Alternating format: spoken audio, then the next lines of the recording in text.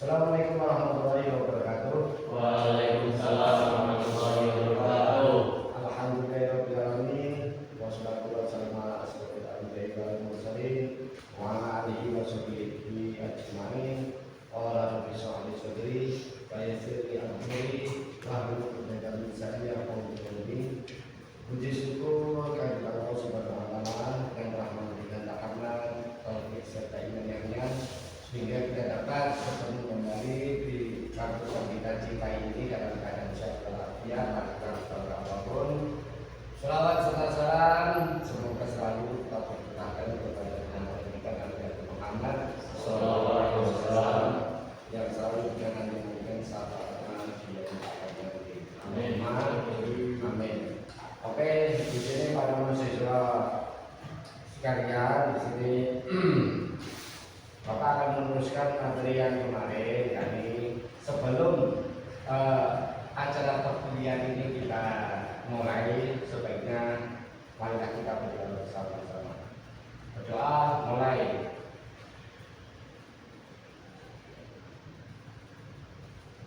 Doa selesai. Ya. Oke. Di sini untuk para mahasiswa, di sini Bapak akan sebelum mulai akan memberikan membagi yakni tugas presentasi, tugas kelompok ya. Tugas kelompok pertama ini kita bagi dengan jumlah mahasiswanya. Di sini ada ya, ada 10 mahasiswa, yang 6 berhalangan hadir, 1 sakit, dan satunya ada hajatan tempat keluarga, dan masih banyak yang lain ya, ada keperluan yang lain. Nah, kita bagi nanti per kelompok di sini.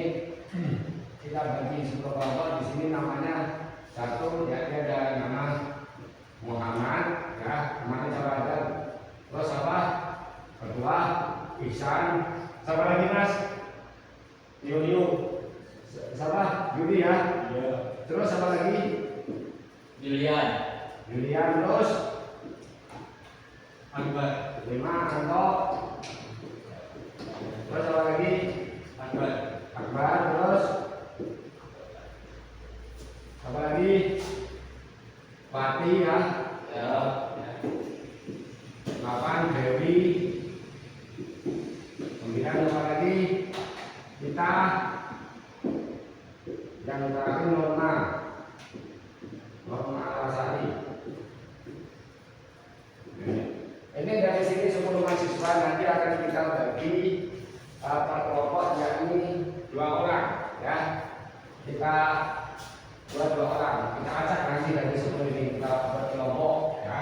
Dan judul-judulnya kita buat kelompok, dan nanti kalian membuat presentasi ya, diskusi.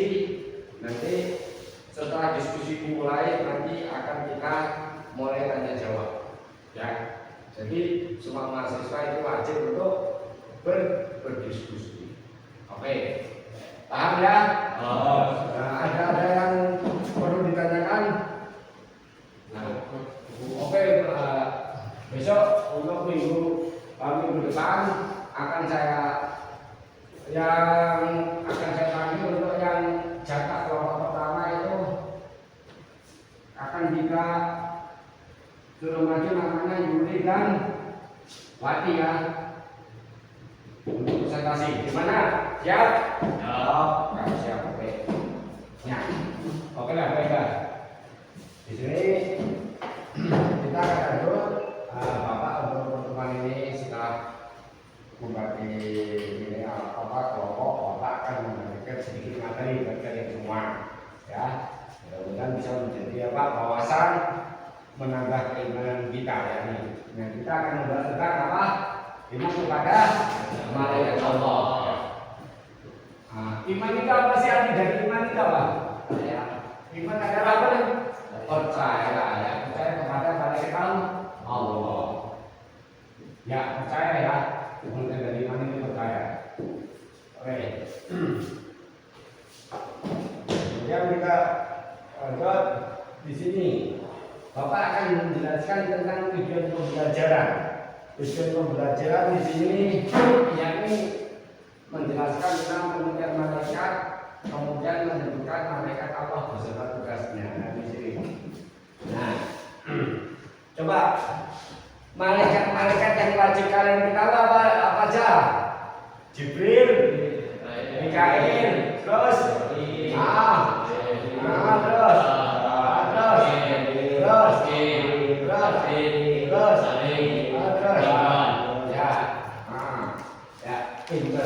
pinter semua mahasiswa. Coba kasih. Jadi malaikat itu adalah makhluk Allah yang bertakwa kepada Allah dan tidak pernah menentang apa yang diberitakan Allah kepadanya. Malaikat itu apa? Malaikat adalah makhluk Allah yang tidak diberikan hawa nafsu. Jadi dia itu selalu taat atas apa yang diberitakan Allah kepadanya. Ya. Lanjut. Ya ini. Malaikat itu adalah makhluk Allah yang diciptakan dari cahaya atau nur. Nah, beda dengan setan. Setan itu diciptakan dari apa? Iya. Jadi malaikat itu yang saya jelaskan tadi itu malaikat selalu taat kepada Allah, tidak pernah membangkang dengan apa yang diberitakan oleh Allah. Kedua, malaikat tidak pernah berbuat dosa. Karena apa? Karena malaikat ini tidak mempunyai hawa nafsu. Ketika malaikat mempunyai tugas masing-masing. Nah, ada yang mau ditanyakan? Cukup udah paham? Nah ini. Sekarang firman Allah dalam Al-Quran yang artinya Rasul telah beriman kepada apa yang diturunkan kepadanya dari Tuhannya. Demikian pula orang-orang yang beriman. Nah ini. Jadi di sini iman kepada malaikat itu merupakan rukun iman yang kedua. Nah ini, contoh. Ini kita membahas tentang apa? 10 malaikat dan tugasnya. Nah ini contoh dari malaikat Jibril. Malaikat Jibril itu menyampaikan wahyu. Kemudian malaikat Mikail ini mengatur rezeki kehidupan manusia. Ini di sini ada malaikat Israfil. Israfil ini apa? Meniup sangkakala. Jadi meniup sangkakala nanti diberitakan ketika akan kiamat ditiup sangkakala. Terus apa? Dunia anusianya itu goncang, ya, hancur. Di situ nanti ada lagi apa? Yakni setelah kegoncangan itu dibuka dalam surat Al-Jadalah. Idza zulzilatil ardu zilzalaha.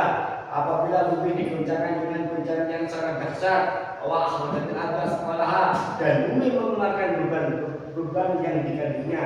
Wa qala al-insanu ma laha, dan manusia berkata mengapa bumi jadi begini, dan seterusnya.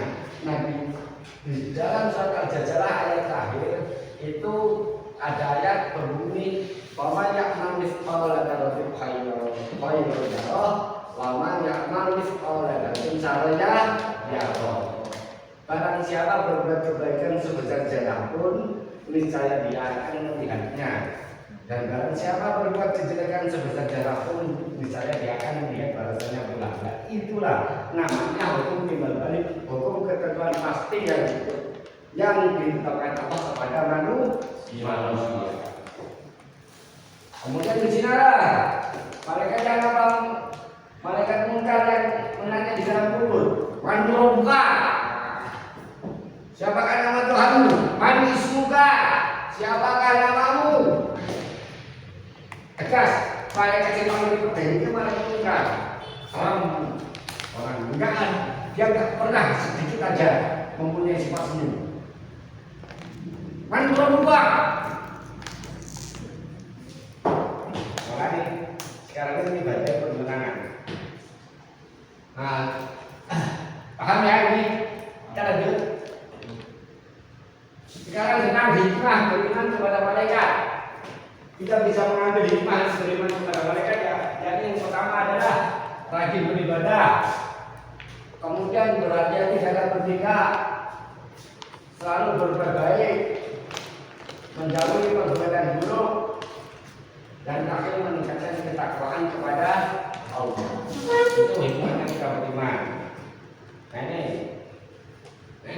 contoh perilaku beriman kepada malaikat. Nah ini contoh perilaku beriman kepada malaikat. Yang pertama ada jujur saat berbicara, kemudian rajin dalam melaksanakan ibadah sholat, ketika membantu teman, ya. Jadi saling gotong royong, saling bantu membantu, bahu membahu. Kemudian menghormati orang tua dan guru. Orang tua itu yang pertama harus kita hormati, karena apa? Orang tua adalah satu-satunya orang yang harus kita hormati. Apabila kita mempunyai sedikit aja dosa kepada orang tua, niscaya kita tidak akan mendapatkan surganya Allah.